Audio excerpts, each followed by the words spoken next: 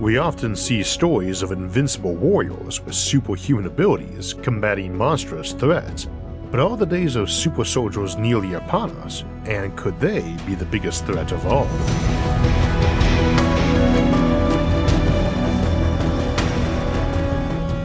Welcome back to Science and Futurism with Isaac Arthur for another Sci-Fi Sunday here on SFIA, where we look at common concepts in science fiction and ask how scientifically realistic they are, or how they might arrive in the real world. Today our topic will be super soldiers, and like a lot of examples in sci-fi, this is one also common both in history and mythology. All civilizations have risen and fallen on the shields of our soldiers, or sometimes under their boots, and whoever had the best tended to win. The reality is that numbers are rarely very decisive. More troops is better than fewer troops, all things being equal, but all things are never equal. A handful of well-trained and well-equipped veterans is worth 10 times their number of newly trained troops, and not because they could each beat 10 at once, but rather because over the course of a dozen successive engagements of more even size, they will have undoubtedly decisively won each of those, and as a result, eroded those larger numbers down. This gives us the first rule of warfare that every strategist needs to know: it is quality rather than quantity that matters. There are some exceptions where equipment or doctrine is just so superior that a single warrior might face down several opponents simultaneously, and that's a lot of what people contemplate in the notion of a super soldier, such as knights in full-plate armor against poorly armed conscript foot troops, or some mythic warrior like Achilles or Hercules. You can also get impressive groups of troops like the Greek hoplites and the phalanx formations that would prove so effective in the classic era, or the high mobility tactics and rapid communication frequently aiding light cavalry as skirmishers, or the Mongols for instance. But outside of the awesome and envy-worthy abs on the cast of the movie 300, elite troops of the past and present generally benefited only from superior training and equipment. A medieval knight generally ate well and might be bigger and brawnier than many a commoner, but this difference really varied from place to place and time to time on whether it would be a minimal or moderate advantage in strength or toughness. We certainly will contemplate pathways of super training and superior equipment, all the way up to Matrix-style kung fu brain downloads and anime-style giant robots or mecha that people pilot. But our principal discussion today is more on that direct enhancement of the soldier in question. And we need to begin that with a caveat, because while having vastly greater strength, physical endurance, and reach would have been utterly devastating in a lower tech era where some 7-foot-tall muscle-bound titan could just smash people with blows they couldn't block before they could reach him, that's not as important anymore. Muscle and endurance does still help, but the major reason modern militaries incorporate a lot of exercise is that being in good shape does wonders for people's mental endurance too, everything from handling stress to confidence. It certainly helps to have muscle still, especially in some jobs. I remember having to move around for hours at a time in heavy body armor for months in a row doing field exercises and war zone deployments when I was in the army, and you get some very nice shoulder muscles that way, but they would hardly be a decisive advantage to a jet fighter pilot or a missile technician. And a bomber pilot might achieve vastly more significant results in battle than someone bulked out like Captain America and fighting hand to hand, and both might be deployed to disproportionate effect by being unleashed in a bunker buster capacity on the enemy command and control fortress. But people piloting bombers or battle mechs isn't really what we mean by super soldiers. And of course, discussing Captain America always raises the point of why soldiers like him are not being mass-produced. We know why for classic Steve Rogers. It defeats the point of an awesome comic book hero if everybody gets the super soldier serum that makes him so tough. But that's the plot contrivance for a story. The serum's formula gets lost and somehow cannot be replicated, not something that makes sense in a modern context of huge research projects and data backups, or simply having someone motivated see the end result and seeking to replicate the work from scratch, likely with far more clues to go from than the original researchers had. This makes a bit more sense in cases like Captain America's regular avenging teammates, Thor, the Hulk, and Iron Man, as one is invested with a specific and unique cosmic power, another is an accidental byproduct of a nuclear bomb blast and is very unreliable for missions, and the other is in an insanely expensive battlesuit that's arguably an inefficient use of money, but much like with Batman, Tony Stark and Bruce Wayne are both spending their own cash. So it might be more like a yacht than a cargo container ship that has accountants examining its budget. The reason that Steve Austin, the $6 million man, is singular is $6 million was a lot of money when the show first aired in 1973, about $42 million in modern cash. Lots of inflation since then, and nearly 1,000 times the GDP per capita of the US at the time, so as prototypes go, you're not really anxious to mass produce those when you could buy a squadron of new tanks for less than that, or employ 1,000 police officers or soldiers in his place. This also raises the point that any given superweapon or super soldier is super at something specific, and it rarely pays to over-specialize your entire military. Even if a tank or bionic man was giving you better results per dollar, however one chooses to measure those results in a military context, you still want a mix of units. It's not a question of whether the soldier with super reflexes, super intelligence, super strength, super senses, or super durability is best. It's that one of each is nice, and in most contexts, if someone could have a score of 1 to 10 in such traits, it's better to have 5 soldiers, each with a 10 in one of those, rather than one soldier with, say, an 8 in each. Game or sorts often know such a character as Captain Average. Even though they are well above average in everything, they always have a teammate who's better than them at everything in a modest-sized team. Though the flip side of over-specialization, someone who is amazingly good at something but ultra-fragile or weak in every other regard, sometimes is called the glass cannon, and is often not terribly useful either, especially in the real world where your opponent isn't the video game computer and will start by taking that glass cannon out. The right tool for the right job is best, but since you often don't know what the job is going to be, and in the military context you might be facing intelligent opposition, some general all-around toughness and ability is good too. And unless your super soldiering method is dirt cheap, whether we're talking money or some fixed number of slots that might be filled or augmented on someone, you probably have a constraint in how much of any given thing you can add to a person or that you can distribute among everyone, and improvements such as training can cost your troops both in time, cost to support them, and training injuries and deaths. So in reality it isn't quality versus quantity, but rather balancing them to achieve excellence, since you likely have a number of different qualities you want to have rather than just one. The counter to that, though, is that a civilization in which everyone is a super soldier, while boring for storytelling, is also probably a hyper-productive one. This is our normal context for discussing transhumanism, a future in which a large percentage of humans have been genetically or cybernetically augmented. And our various episodes on transhumanism and cyborgs and superpowers, we have laid out a lot of those individual augmentations people might be able to get down the road, and the problems some others have. Those are potentially very real and stunning options too, and the source of a point we often make when discussing alien civilizations. That if their ambassador shows up, we want to treat them nice, not just because they might have endless armadas produced by an empire of 1 million worlds to come and object to any mistreatment, but because that ambassador themselves might be quite capable of trashing your entire military single-handedly, and be but a normal specimen of an empire of untold quintillions of titans, even if they're all little green men in stature. We can imagine almost any given ability eventually being available to humans, of course, but let's consider what's on the radar for us the next century, and what we often see in sci-fi too. One obvious path is genetic engineering, but in the short term this has the problem of needing to be done at the embryo stage.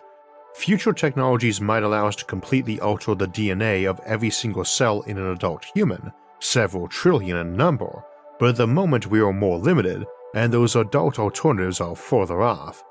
Whether as a product of engineering or selective breeding, this path has the obvious moral conundrum of basically going to a caste approach to children and limiting free will options.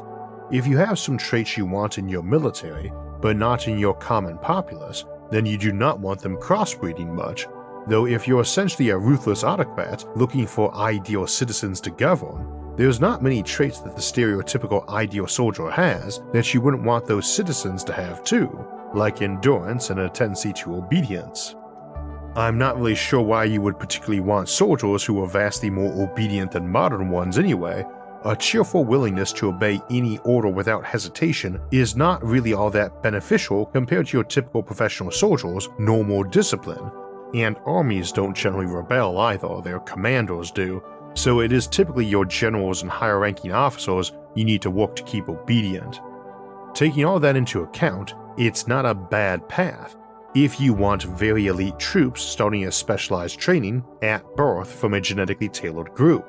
That is likely to yield you some very impressive forces when all is said and done. However, realistically, I doubt it would be that much better than simply beginning at a young age from a wider pool of the general population, sifted for suitable candidates, or even at an older age and just introducing a lot of the preferred traits, genetic or personality-wise, into the general population. This also circumvents a lot of the friction that might arise between your warrior caste and the rest of your population, as well as providing diversity of background.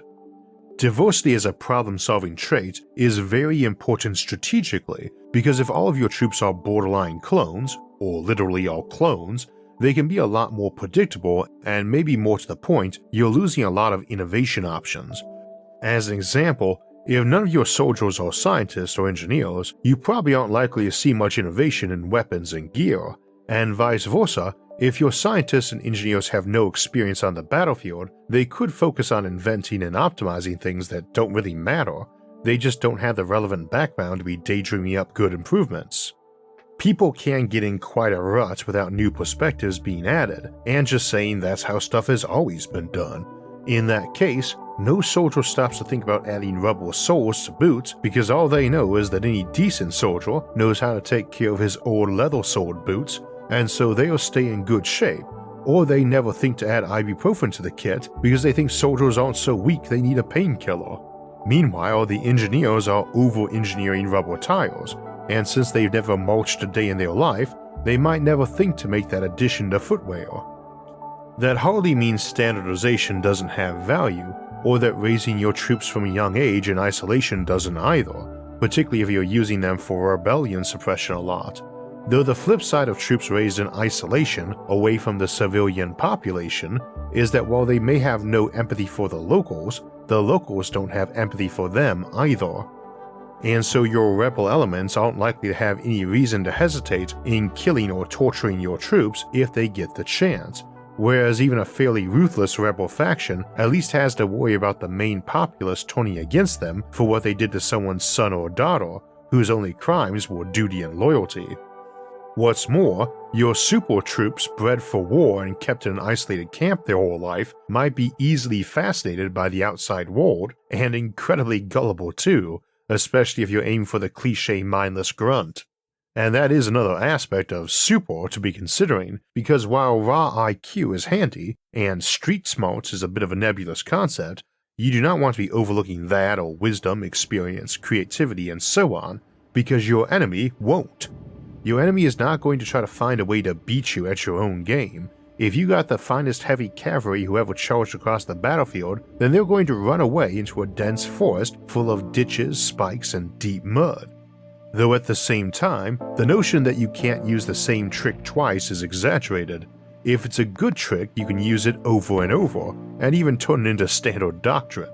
A newly innovated super heavy tank, for instance, is not something you can't use in the very next battle for fear the enemy has your number, but you do need to be mindful that they're picking it apart trying to find counters, and that calculus applies to your super soldiers as well. That includes never forgetting the goal is not simply to kill or capture the enemy troops, it is to achieve the desired effect, whatever that is. It might be making the enemy troops turn on their commandos instead, or just desert to take up their true love of making sandcastles, or not being stabbed and bleeding to death in some filthy trench. If you're spending all your time trying to figure out how to poke holes in your enemy's super armor, or keep yours from being punctured, you're going to be surprised to find out the enemy's weak and ineffective bullets that merely damaged your armor contain tracking chips they could locate and bomb your repair facility. And while innovation, unpredictability, and adaptability are awesome traits, it will usually lose horribly to someone who has memorized a big long playbook of good tactics. Again, doctrine and training are awesome, so is institutional knowledge, You just don't want to let yourself get strangled by them, and it would seem like the tendency to warrior caste setups tilts in that direction. The alternative, though, of introducing genetic enhancements to the general population instead, is even more likely to have unexpected side effects. Every child is now 5% more aggressive or 5% more obedient or whatever, and that has to be considered as part of the wider ecosystem of that civilization. More aggression and maybe your crime rate spikes to dystopian high levels, and the civilization just won't stay together. More obedient and you just have a society where everyone is very agreeable, and you're losing every war at the bargaining table because you're just not very good diplomats and negotiators anymore, even if you've got an amazing military. I could imagine some gray areas, like you have cities you recruit from that you intentionally breed for aggression, and where gangs run rampant and you recruit from them. If memory serves, that's how some Space Marine chapters in Warhammer 40,000 recruit, and many others from horrible death worlds, much like we see discussed in Frank Herbert's Dune, where the Imperial shock troops, the Sardaukar, are all raised and recruited on some desolate and harsh prison planet, Seleucia Secundus, then given elite training and gear for the survivors. And spoilers of course, but the Fremen of Dune turn out to be even better as they come from an even harsher planet and eventually end up getting even better training. In that series, we also have an extensive breeding project to make superhumans that went on for 90 generations, which is nearly as long as we've meaningfully recorded human history. Shorter would be nice, and we see something like that with the clans from the Battletech and MechWarrior franchise, who are a mix of genetic engineering and selective breeding, and raised from birth to serve in various caste systems. And their warriors are huge elementals who tower over everyone and have awesome body armor, or pilots who run the giant battle mechs the setting is best known for. Starting up camps to raise infant soldiers from genetically engineered embryos is definitely a long prep time, and you really have no way of knowing what traits or training you need to focus on that far out beyond generalities or how many troops you need. An empire can topple itself pretty quickly by having too few troops, but just as easily by having too many to support. So 20 to 30 year prep time for your classes to graduate isn't too optimal, nor is 90 generations of selective breeding. Even the child soldier slaves, the Unsullied, we see in George R. R. Martin's A Song of Ice and Fire, are problematic for acquiring many years of training, compared to rapid conscripting and boot camp. And a high-tech society might be able to virtually train people very quickly, or even upload skills directly to people's brains like in the Matrix.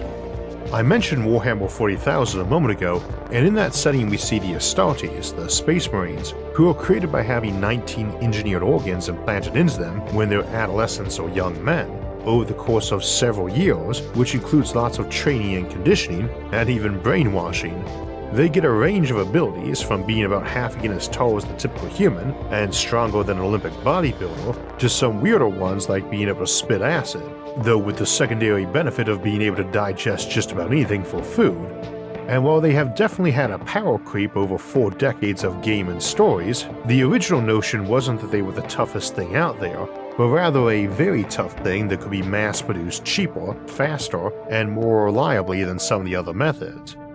It's still very expensive to make and equip them, so they tend to use recruitment weeding out standards that are very extreme, often stupidly so depending on the writer, but in the case where they're recruiting from gang members or prisoners that they're planning to also brainwash so they can't remember their past, having 99% of applicants die during the trials to join isn't really a big deal to them, as they only want the absolute best to fill a number of slots that's less than a billionth of their empire's total population, but the deadliest spear tip of its vastly larger military.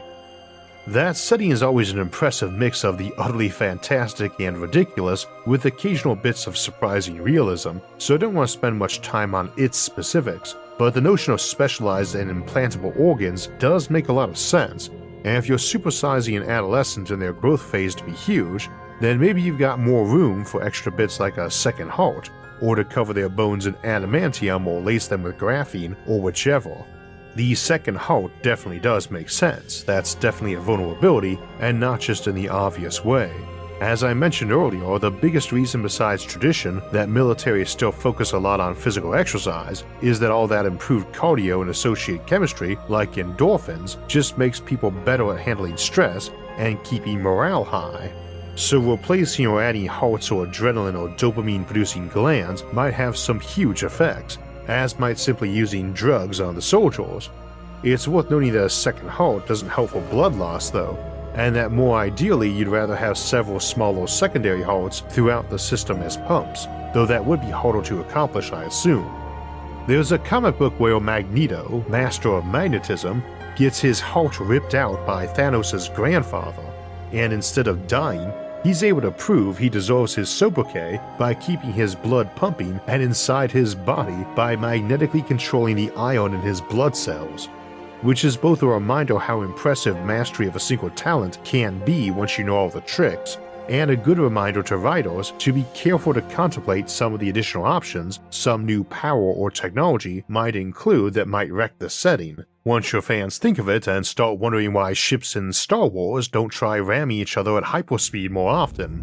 Like that, this is often some other form of attack or defense a power or tech might be put to, but also includes non-military roles. If you're out cloning or duplicating your best soldiers, which isn't a bad idea, you also might be wanting to do the same for your scientists, best craftsmen, best teachers, and just about anything else. Speaking of clones and Star Wars, when Star Wars did their clone prequels and cartoons, we saw one single person reproduced over and over, Jango Fett, and rapidly grown in just a handful of years to maturity of body and skills by a technology that presumably would have worked on any other specialist occupation too. Before that, back when the Clone Wars were a throwaway line from the original film, Timothy Zahn's Thrawn series explored cloning more, and Grand Admiral Thrawn had the common sense to select some of the best at various different disciplines of soldiering, pilots, infantry, etc.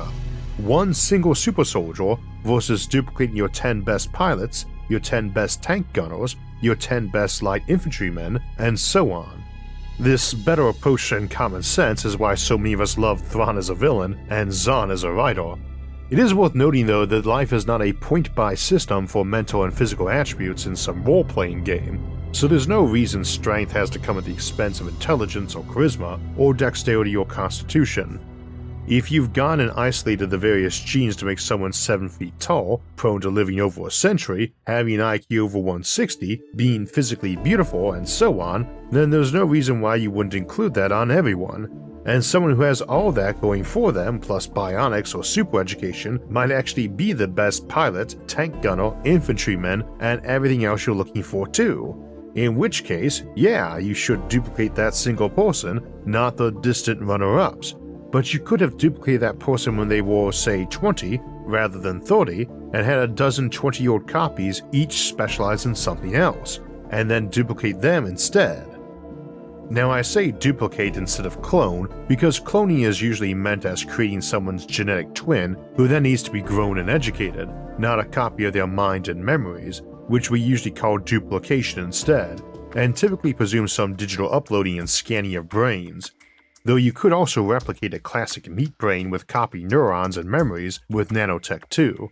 I think you could probably argue it's still cloning if you took someone you found impressive and also grafted on replacement genes for something, like removing their risk of cancer for instance, but either way it's just copying the hardware from the same basic schematic if they don't get those memories. Duplication is trickier because that can still be divergent too. The Bobivore series by Dennis E. Taylor gives one of the best, and certainly the most humorous, deep contemplation of scanning and copying someone's mind over and over again. This is definitely a good way to make a super soldier as all you're doing is taking an existing one. I suppose you could also rob copies of your best troops from other places in the multiverse too, something akin to the Council of Reeds or Ricks or Kang the Conquerors for that matter, something we'll explore more next week in our Multiverse Warfare episode. This is probably your best path to getting super soldiers though, because a digitally copied mind of a loyal and skilled troop can still benefit from all your other cool technology, like power armor or giant robot mecha, even those very tailored to fit their style and specifications. They gain the quasi-immortality of duplication, and from someone who is already presumed willing to lay their life down for the cause, which is a lot easier if you know someone is able to take care of your family, friends, and other obligations, which a copy of you presumably can be trusted to do. This circumvents all the problems with artificial intelligence running amok, while still allowing digital alterations. Imagine a soldier had 100 copies made of them onto an android with super strength and toughness and just some minor digital tweaks like lessened sense of panic, or the new digital upgrade for knowing how to use the newest version of the plasma rifle. And you outright tell the volunteer that memories of each bot are saved for review, but patched over and replaced every week with a fresh copy. A week's not long for a volunteer who doesn't really want a billion divergent copies of themselves to change their minds and go off track. And from the individual's perspective, you know you're a copy and have a mission, and that your memory is getting saved, and your original is still around reviewing the highlights, and you don't want your family to have to deal with a million divergent clones either. I can see someone feeling depressed and expendable at that, or just comfortably liberated, and the upside of this process is that it wouldn't take long to determine which camp a volunteer for duplication fell into. And again, since they're digital and you have the original's help and insight, you could tweak that copy to be less inclined to worry on the matter. And that's not without risks, but seems better and safer than the classic robot war machine run by an artificial intelligence, and I think it would go over better than using the uploaded copy to replace the original if they died in combat. Backing your soldiers up isn't a bad option either, but it makes more sense to tweak and augment the copies, especially in prototyping mode when there's doubts about the results. You don't have to delete your copies either. If you're mass-producing android troops for instance, you just need to have a game plan for afterward, and hit the off button and kill off your survivors now that you don't need them probably is not a good one. Same for any super soldiers. It's popular in fiction to show the modified and trained killing machines being shunted aside after the war as inconvenient, dangerous, obsolete, or embarrassing. Star Trek The Next Generation did an episode on this called The Hunted, where they were kept in a prison on a moon after the war they'd been made for. This episode was typical for TNG Season 2, awful, and many parallel plots seem analogies for veterans of unpopular wars or with mental health issues shoved off to one side by their leaders. There's a lot of historical and modern precedent for that concern too. In practice, this is a bad plan for all sorts of very obvious reasons, though probably better than trying to wipe them out, which is what happened in the case of those Space Marines I mentioned earlier in terms of their predecessors, the more crudely designed Thunder Warriors, who were so prone to going nuts or dying of cancer or illnesses related to their fast, crude, and heavy-handed augmentation, that some of these scattered survivors of their purge seem to regard it rather philosophically as a necessary evil, recognizing they had a shelf life with no pleasant post-expiration date outcomes. Super soldiers made on addictive combat drugs and using weapons and power armor running on poorly shielded radioactive power supplies don't have a lot of good retirement options, something that setting also explores. And to be fair, if a war was desperate or important enough, you would have volunteers for things like that who knew this was irreversible and would only end in them dying in battle or needing to be euthanized for everyone else's safety. And we're not really contemplating ethics here, just options, so I could see that. Alternatively, if you've got excess super troops who you're not made mentally unstable or living on borrowed time, and who actually have relatively normal or admirable civilian skills and behaviors, then you can use them to help colonize newly conquered territories or to fill in your losses in your old territory, which has certainly been a common approach historically, especially as it often lets you insert community leaders into areas who are loyal. Whether or not their skills are hereditary, or if they keep their bionics or augmentations, or other gear, or are forging a new life as a copy of someone else whose original family is back on their homeworld, are all very dependent on the circumstances and technology. One thing that seems to run true throughout our examples, though, is that if you're planning on making people into supermen, arming them to the teeth and training them to kill, it's probably a good idea to be training them not just to be super soldiers, but good citizens too. It makes it more likely they'll keep to the spirit of the cause and reduces the problems of what to do after the conflict. Appropriately then, probably the most important trait when making super soldiers is to focus on making super citizens. So as I've mentioned before, a couple months back my wife and I adopted 3 little kids, the youngest of whom is 4 and currently spends a lot of time in Daddy's studio watching educational videos, as does my wife, who has an adjoining office, but prefers to work from mine, and since she's a politician, that means she's on the phone a lot. I love having them here, but it means I have also come to truly love having an earbud I can put in that has noise isolation features, and is why I love my Raycon everyday earbuds. They let me choose whether to walk with one earbud in or both, or to put them in a noise isolation or awareness mode, depending on how I need to be able to balance hearing my walk over what's going on around me at the time, and the ability to switch back and forth, or answer calls, or adjust volume by quick taps on the earbud is very handy. As more and more of us do work from home or work while running errands, having good and reliable audio really is a must, and Raycon offers premium audio at the perfect price point, with great sound quality and top-notch battery life, all of which is also true for their low-latency gaming headphones and portable speakers, and all starting at half the price of other premium audio, which means you can try 2 different models or grab a spare pair and still pay less than other guys. Raycons are comfortable and durable, with custom gel tips for comfortable in-ear fit and water resistance. They have over 50,000 5-star reviews, including my own, and I'm sure you'll love them, but every purchase has an easy and free return policy, and they offer buy now, pay later options too. Treat yourself to crystal clear audio quality for work and relaxation, and feel the difference. Are you ready to buy something small with a big impact? Click the link in the description box or go to buyraycon.com/IsaacArthur to get 15% off your Raycon purchase. So next week we'll continue our discussion from last fall about Time Wars with a look at multiversal warfare and the implications of some of the crazier aspects of quantum mechanics. And next Thursday we'll take a journey to Alpha Centauri. And 2 weeks from now, we'll have our end-of-the-month livestream Q&A, Sunday, February 26th at 4 p.m. Eastern Time, where my lovely wife and co-host Sarah will take your questions live from the chat for me to answer. I hope to see you then. If you'd like to get alerts when those and other episodes come out, make sure to hit the like, subscribe, and notification buttons. You can also help support the show on Patreon, and if you want to donate and help in other ways, you can see those options by visiting our website, isaacarthur.net. You can also catch all of SFIA's episodes early and ad-free on our streaming service, Nebula, at go.nebula.tv/IsaacArthur. As always, thanks for watching, and have a great week.